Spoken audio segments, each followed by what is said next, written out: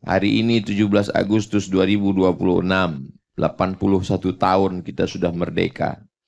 Tanah yang kita injak ini adalah darah para syuhada. Mensyukuri nikmat kemerdekaan dengan tausiah. Mensyukuri nikmat kemerdekaan dengan doa istighatsah.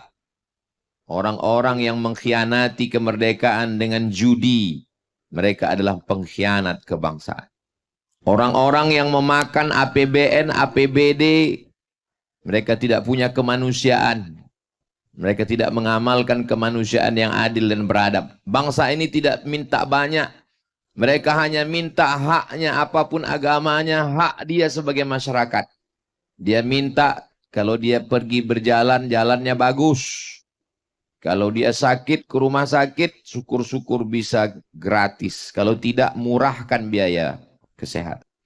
Kalau anaknya sekolah, subsidi pendidikan. Kalau tidak bisa gratis, murahkan. Buat beasiswa. Kalau sudah sekolah, mau kerja, buka lapangan pekerjaan. Kalau dia mau makan, makanannya murah. Pemimpin-pemimpin, wakil-wakil rakyat yang tidak memberikan hak kemanusiaan, mereka adalah pengkhianat kemerdekaan.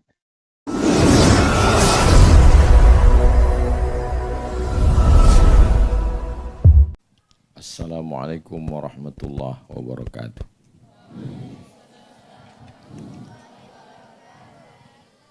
Untuk mensyukuri nikmat kemerdekaan ini, kita ucapkan Alhamdulillahi Rabbil Alamin. Berterima kasih kepada orang yang sudah mengajarkan kita supaya tidak mau menerima penindasan, penjajahan. Allahumma salli ala Sayyidina Muhammad wa ala ali Sayyidina Muhammad. Man lam yashkurin nas, lam yashkurillah. Orang yang tidak berterima kasih kepada manusia, dia tidak bersyukur kepada Allah. Para pejuang-pejuang yang sudah gugur, kita sudah kirimkan Al-Fatihah dan doa. Untuk para ustaz dan ustazah yang sudah mendidik, mengisi kemerdekaan, kita ucapkan Jazakumullahu khairal jaza. Semoga Allah memberikan balasan yang terbaik. Untuk para santri, para siswa, para siswi, mengisi kemerdekaan dengan teguh menghafal Al-Quran, membaca kitab-kitab kuning, memahami agama Islam dengan baik, dengan tetap belajar fisika, kimia, biologi, matematika, bahasa Inggris, supaya berprestasi di masa akan datang, agar kita bisa menjadi rumah tangga, menjadi rumah di negara kita sendiri, menjadi tuan, tidak menjadi tamu. Ada bangsa-bangsa yang katanya hebat, besar, tapi dia tidak menjadi tuan di rumahnya sendiri. Orang-orang yang menonton film koboi, mereka melihat bagaimana hebatnya suku Indian di Amerika. Mereka pemilik tanah Amerika. Tapi hari ini mereka tidak menjadi tuan rumah. Mereka menjadi tamu di Amerika. Yang menjadi tuan rumahnya adalah orang-orang Eropa, bangsa pendatang ke benua Amerika. Ada bangsa yang badannya tegap, tinggi, berotot, suku aborigin di Australia. Tapi hari ini mereka tidak menjadi tuan rumah. Mereka menjadi tamu di tanah nenek moyangnya sendiri. Tapi kita di Nusantara ini, dari mulai Papua, Sulawesi, Kalimantan, Jawa, dan Sumatera, kita tidak menjadi tamu. Sekarang kita menjadi anak bangsa. Orang-orang kafir itu datang dari Eropa membawa kapal untuk menyeberang ke timur Indonesia dengan alasan ingin mencari cengkeh dan tembakau. Tapi kemudian raja-raja, para ulama melawan. Sultan Babullah dari Ternate, Sultan Nuku dari Tidore, mereka melawan penjajah. Seorang ulama dari Sulawesi bernama Syekh Yusuf Al-Makassari melawan. Dia terusir ke Pulau Jawa. Belanda membuangnya ke Ceylon, Sri Lanka. Dia tidak stres, dia tidak depresi, dia tidak mengeluh, dia berdakwah. Pada akhirnya dia dibuang ke Durban, Afrika Selatan.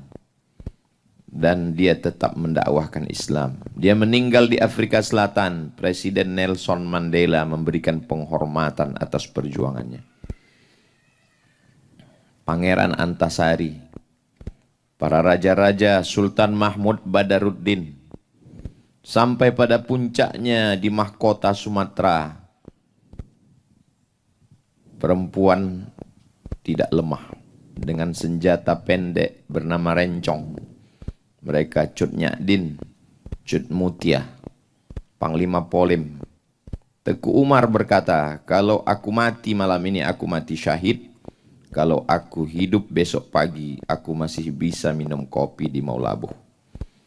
Setelah dia meninggal, kuburnya tetap dicari oleh Belanda. Murid-muridnya menjaga. 6 bulan dikuburkan, jenazahnya tetap mereka pindahkan ke atas gunung. Begitulah Belanda-Belanda kafir itu sangat takut dengan pejuang kita. Sudah meninggal pun mereka takut. Mengapa mereka takut? Karena ada api jihad yang menyala dalam diri umat Islam. Kita diajarkan siapa yang membunuh orang kafir harbi, yang mengusik kampung halaman kita, yang mengambil hasil alam kita, maka kita wajib melawan. Orang yang membunuh kafir harbi, kafir perang, maka kalau dia mati dia tidak merasakan sakitnya sakaratul maut. Dia tidak kena pertanyaan mungkar nakir, dan dia tidak kena hisab. Dia langsung masuk ke dalam surga Allah Subhanahu wa taala. Semangat itulah yang dibangkitkan oleh para kiai, para ulama, para habaib, para tuan guru di pondok-pondok pesantren. Mereka keluarkan resolusi jihad. Maka pada tanggal 22 Oktober itu diperingati sebagai Hari Santri. Karena para kiai, ulama, tokoh pesantren berkumpul. Fatwa itulah yang didengar oleh Tentara Nasional Indonesia.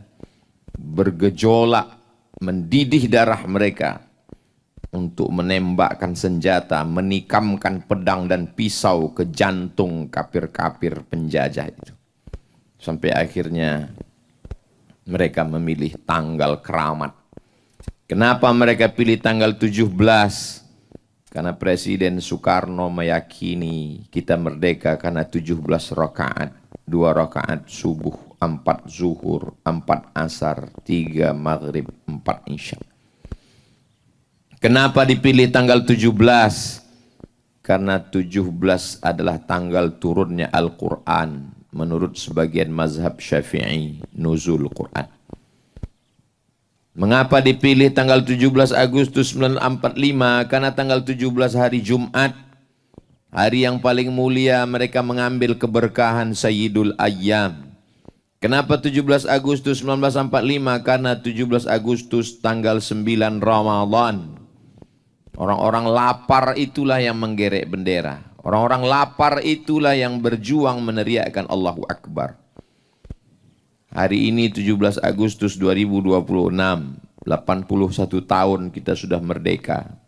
Tanah yang kita injak ini adalah darah para syuhada. Mensyukuri nikmat kemerdekaan dengan tausiah. Mensyukuri nikmat kemerdekaan dengan doa istighatsah. Orang-orang yang mengkhianati kemerdekaan dengan judi, mereka adalah pengkhianat kebangsaan.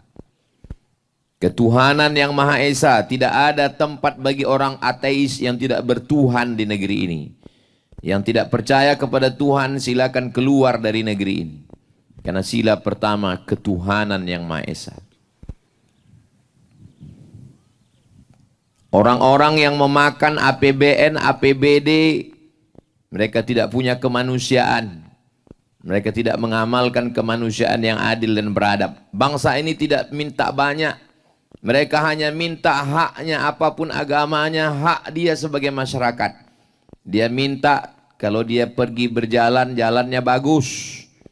Kalau dia sakit ke rumah sakit, syukur-syukur bisa gratis. Kalau tidak, murahkan biaya kesehatan. Kalau anaknya sekolah, subsidi pendidikan. Kalau tidak bisa gratis, murahkan. Buat beasiswa. Kalau sudah sekolah mau kerja, buka lapangan pekerjaan. Kalau dia mau makan, makanannya murah. Pemimpin-pemimpin, wakil-wakil rakyat yang tidak memberikan hak kemanusiaan, mereka adalah pengkhianat kemerdekaan. Orang-orang yang mencoba mengadu domba agama bangsa ini, maka mereka sudah mengkhianati persatuan Indonesia. Segala keputusan di negara ini mesti berdasarkan kerakyatan yang dipimpin oleh hikmah kebijaksanaan dalam permusyawaratan perwakilan. Tidak boleh Mahkamah Konstitusi mengeluarkan keputusan di hari libur, di saat orang tidak masuk kantor. Dimasukkan permohonan, tidak disidangkan, dikeluarkan keputusan tanpa permusyawaratan perwakilan. Maka mereka pengkhianat Pancasila, pengkhianat kebangsaan. Mereka tidak layak untuk hidup di Indonesia. Negara ini sangat subur, gemah ripah, loh jenawi, tongkat dan batu jadi tanaman. Di dalam tanahnya ada nikel. Pulau ini bernama Pulau Suwarna Dwipa, pulau emas. Emas di dalam tanahnya. Di ujung Sumatera ada gas. Di tengah Sumatera, Riau ada minyak. Di Sulawesi ada nikel, ada emas. Di Papua emas bergelimpangan. Tapi anak bangsa hari ini keluar negeri hanya untuk mencari makan. Mereka pengkhianat keadilan sosial bagi seluruh rakyat Indonesia. Mereka mesti ditangkap, digantung, ditembak, dihukum mati. Karena mereka sudah mengkhianati perjuangan anak bangsa. 17 Agustus mesti momen membangkitkan kembali semangat. Jangan salahkan kalau rakyat ini bergejolak, mengamuk.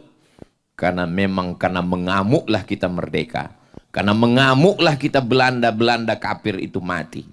Karena mengamuklah kita maka PKI itu tidak berani. Jangan diam melihat kebatilan. As-sakitu anil haq, setan akhras. Orang yang diam melihat kebatilan. Mereka adalah setan-setan bisu. Semoga Allah merahmati negeri kita. Kalau ada yang lantang, mereka bukan marah. Mereka adalah orang-orang yang menegakkan amar ma'ruf nahi munkar. Barakallahu fikum. Wassalamualaikum warahmatullahi wabarakatuh. A'udzu billahi minasyaitonir rajim. Bismillahirrahmanirrahim. Alhamdulillahi rabbil alamin arrahmanir rahim maliki yaumiddin iyyaka na'budu wa iyyaka nasta'in. Ihdinas siratal mustaqim siratal ladzina an'amta 'alaihim ghairil maghdubi 'alaihim waladdallin amin. Allahumma shalli 'ala sayyidina Muhammad wa 'ala ali sayyidina Muhammad. Allahumma awsil thawaba ma qara'nahu min suratil Fatihah. Ya Allah, sampaikanlah bacaan surat Al-Fatihah yang sudah kami baca ila arwahi syuhadaina, kepada roh para syuhada yang sudah gugur memerdekakan bangsa ini. Allahumma ja'al quburahum rawdatan min riyadil jinan. Jadikan kubur mereka salah satu dari taman-taman surga. Allahumma ja'al hadzal balada baladan amina. Jadikanlah Indonesia baldatun thayyibatun wa rabbun ghafur. Allahumma dafa'an al-ghala wal waba wal fahsya wal riba wal zina wal munkar. Selamatkan negeri kami dari malapetaka bencana riba, zina, narkoba, malapetaka bencana musibah zahir dan batin. La tusallit alaina bidhunubina man la yakhafuka wa la yarhamuna. Jangan angkat pemimpin kami orang-orang yang tak takut padamu dan tak sayang pada kami. Allahumma ja'al hadzal ma'hada ma'hadan aziman mubarakan fihi. Jadikanlah lembaga pendidikan Ma'had Az-Zahra ini lembaga pendidikan yang dipenuhi keberkahan. Takharraja minhul ulama waz-zu'ama. Keluar para alumni calon pemimpin masa depan, para alim ulama yang akan menolong agamamu dengan harta dan nyawa mereka. Allahumma faqihhum fid din wa 'allimhumut ta'wil. Jagalah anak-anak kami, dalamkan ilmu agamanya, jadikan mereka menjadi para penghafal Al-Quran. orang yang faham dan mengajarkan Al-Quran ya Rabbal Alamin. Dan berikanlah ketabahan, kesabaran untuk para ustadz dan ustazah mendidik anak-anak kami ya Allah. Allahumma kama jama'atana fi hadhihi dunya fajma'na ma'al habibil mustafa fi jannatikal ula. Sebagaimana engkau kumpulkan kami di dunia bersama, kumpulkan kami juga nanti di surga bersama Rasulullah sallallahu alaihi wasallam. Rabbana atina fid dunya hasanah wa fil akhirati hasanah wa qina adzaban nar. Wa sallallahu ala sayyidina Muhammad wa ala alihi wasallam walhamdulillahi rabbil alamin.